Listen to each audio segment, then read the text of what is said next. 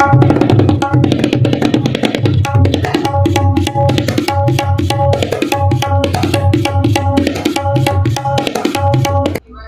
मंत्री एकनाथ खडसे हे महसूल मंत्री असताना साखर कारखाना उभारण्यासाठी जमिनी घेतोय असे सांगून गरीब कुटुंबियांच्या जमिनी हडपल्या आहे।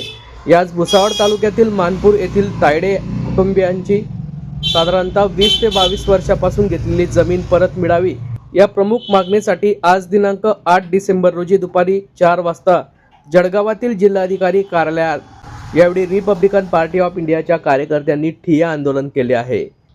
महारवतनाच्या जमिनीच्या जागेवर साखर कारखाना उभारण्याच्या आश्वासनावरून ही जमीन त्या काळातील राज्याची माजी महसूल मंत्री एकनाथ खडसे यांच्या सांगण्यावरून कवडीमोल दराने घेण्यात आली होती, परंतु कारखाना सुरू न होता तायडे कुटुंबियांची फसवणूक झाल्याचा आरोप आंदोलनकर्त्यांनी यावेळी केला आहे।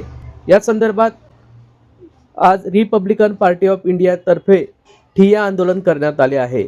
यावेळी रिपब्लिकन पार्टी ऑफ इंडियाचे महानगर अध्यक्ष अनिल अडकमोल व जमीन मालक चमेलाबाई तायडे नेमकं काय बोलले आहेत ते जाणून घेऊयात। आज Republican party of India Athawale पक्षाच्या वतीने मानपूर तालुका भुसावळ जिल्हा जळगाव येथील महारवतन ही जागा तत्कालीन महसूल मंत्री एकनाथ खडसे यांनी दिशाभूल करून या ठिकाणी तापीपूर्ण सहकारी साखर कारखाना स्थापन करण्याच्या नावाखाली या दलित लोकांची म्हणजे आमच्या समाजाच्या लोकांची जमीन कमी भावामध्ये घेऊन तुमच्या मुलांना त्या ठिकाणी सेवेमध्ये घेतलं जाईल अशी हमीच दाखवून ती जमीन घेतलेली आहे आणि आज रोजी त्या ठिकाणी कोणताही कारखाना स्थापन झालेला नाही आणि ती जमीन एकनाथ खडसेंनी त्यांच्या मुलीच्या नावावर शारदा एकनाथ खडसे यांच्या नावावर करून घेतलेली आहे आणि ती जमीनचे ते शासनाचे जे काही विविध योजना आहे त्या योजनेच्या माध्यमातून पीकपेरी योजना असेल याचे जे अनेक फायदे ते त्यामधून घेत आहेत।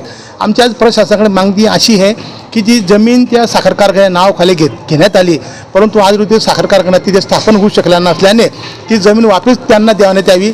या धर्तीवर या राज्याचे मंत्री गिरीश महाजन यांनी सुद्धा ती जमीन तिथे घेतली होती, परंतु त्यांना जेव्हा समजली की ही जमीन या ठिकाणी साखर कारखाना होत नाही तर त्यांनी ती जमीन वापस त्या लोकांना दिली। त्या धर्तीवर एकनाथ खडसे यांनी सुद्धा मनाचा मोठापणा दाखवून गरिबांना ती जमीन वापस देण्यात यावी यासाठी आज आम्ही हे आंदोलन केलेलं आहे। आमचं मागणं हेच आहे की आमच्या जमीन मिळावा।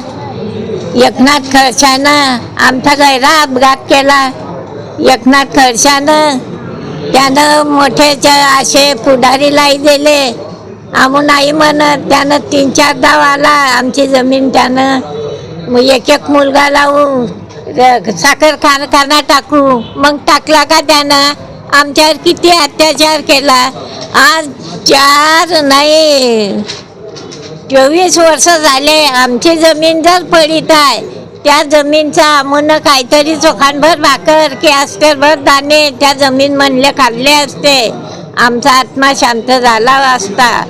त्यानं काय केलं आडलो काहीच नाही केलं आणि त्याला कसं वाटते की मये लेकरं मोठ्या डिग्रीवर गेली पाहिजे आणि या गरीबाच्या लेकरं अशा गलीनं पडलं पाहिजे का? हे काय भाषा आहे त्याची? गोरगरिबाच्या मुंडक्या मोडतो, गोरगरिबाचं काही ठिकाण ठेवत नाही।